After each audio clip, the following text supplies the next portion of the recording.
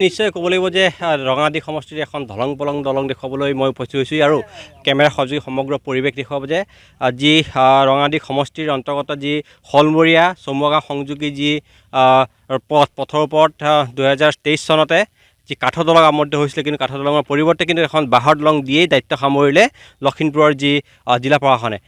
যিহেতু এই স্থানতে 23ৰ যি প্ৰলয়ংকাৰী বানে এই ৰাস্তাটো উটুৱাই নিছিলে আৰু এই ৰাস্তা উটুৱাৰ ফলতে ইয়াত প্ৰকাণ্ড গাঁতৰ সৃষ্টি হৈছিলে আৰু সেই গাঁতৰ ওপৰতে জিলা প্ৰশাসনে তৎপৰতাকে যি কাঠৰ দলং প্ৰদান কৰিছিলে, কিন্তু যিগৰাকী ঠিকাদাৰগৰাকীয়ে বাঁহৰ দলং দিয়েই দায়িত্ব সামৰণি মাৰিলে, যাৰ ফলত আজি যি ৰাইজ যমযাতনা ভুগিবলগীয়া হৈছে। যিহেতু স্থানীয় ৰাইজ আছে, ৰাইজে জানিব চেষ্টা কৰিম। ইয়াতো বহুতো দুৰ্ঘটনা হৈছে বুলি তেওঁলোকে জানিব দিছে আৰু ইয়াৰ পৰা যি বাইক গাড়ী কেইবাটাও ইয়াত পৰি মানুহৰ যি মৃত্যুৰ সৈতে যুদ্ধ কৰিবলগীয়া হৈছিলে, সেই সমগ্ৰ বিষয়ে তেওঁলোকক জানিম।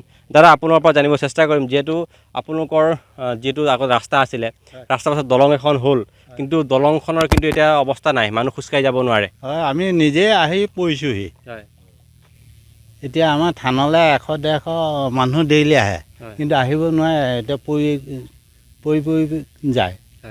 আৰু গৰু গাই মানুহ ধুনো এতিয়া আহিবই নোৱাৰা হ'ল আমি। এতিয়া কি উপায় হ'ব, আমাক চৰকাৰে কৰি দিব লাগে।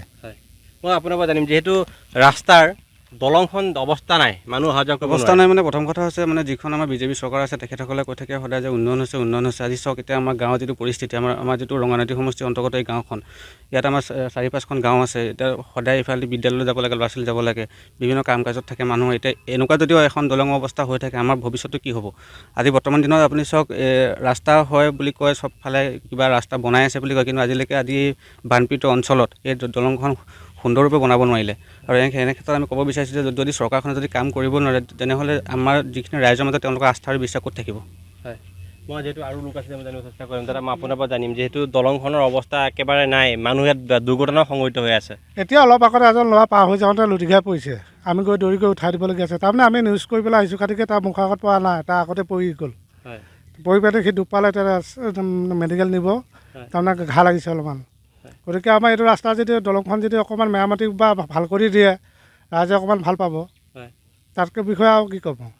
আপোনাৰ পৰা জানিম, যিহেতু আপোনালোকে দলংখন যথেষ্টখিনি কষ্ট কৰিছিলে জিলা প্ৰশাসনৰ লগত লাগি, কিন্তু দলংখনৰ অৱস্থা এবছৰতে আদায় হ'ল। আমাৰ এখন আই নুন পানী থান আছে, থানলৈ প্ৰতিদিনে নাই কমেও 100-150 মানুহ আহে। আজিকালি আহিবলৈ বাদেই দিছে, নোহোৱা হৈছে। এইপিনেদি বহুত ঘূৰিব লাগে। এই দলংখনৰ পৰাতো যাব নোৱাৰিয়ে কোনোৱে। এতিয়া সৰু ল'ৰা 3-4টামান পৰিও মেডিকেলৰ পৰা ভাল কৰি আনিছেগৈ। গতিকে এতিয়া চৰকাৰক আমি এইটোৱে জনাওঁ যে এইখন যদি পকাকৈ বনাই দিবৰ কাৰণে অনুৰোধ কৰিছোঁ।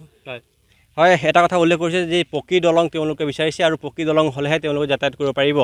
যিহেতু 2023 চনতে এই স্থানত ছিঙিছিল আৰু সেই ছিঙাৰ ফলতে যি অসমৰ যিগৰাকী কৃষিমন্ত্ৰী অতুল বৰাই পৰিদৰ্শন কৰিছিল, পৰিদৰ্শন কৰাৰ পাছতে লখিমপুৰ জিলা প্ৰশাসনে ইয়াত কাঠৰ দলঙৰ ব্যৱস্থা কৰিছিলে, কিন্তু কাঠৰ দলং নহ'ল, কিন্তু বাঁহৰ দলঙে ঠিকাদাৰগৰাকীয়ে দিলে।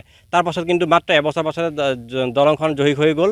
আজি সেই দলঙৰ পৰা পৰি বহু লোকৰ দুৰ্ঘটনা সংঘটিত হৈ আছে, যাৰ ফলত আজি ৰাইজে একত্ৰিত হৈছে দলংখন নিৰ্মাণৰ ক্ষেত্ৰত চৰকাৰক আগভাগ ল'বলৈ তেওঁলোকে দাবী জনাইছে। হয়।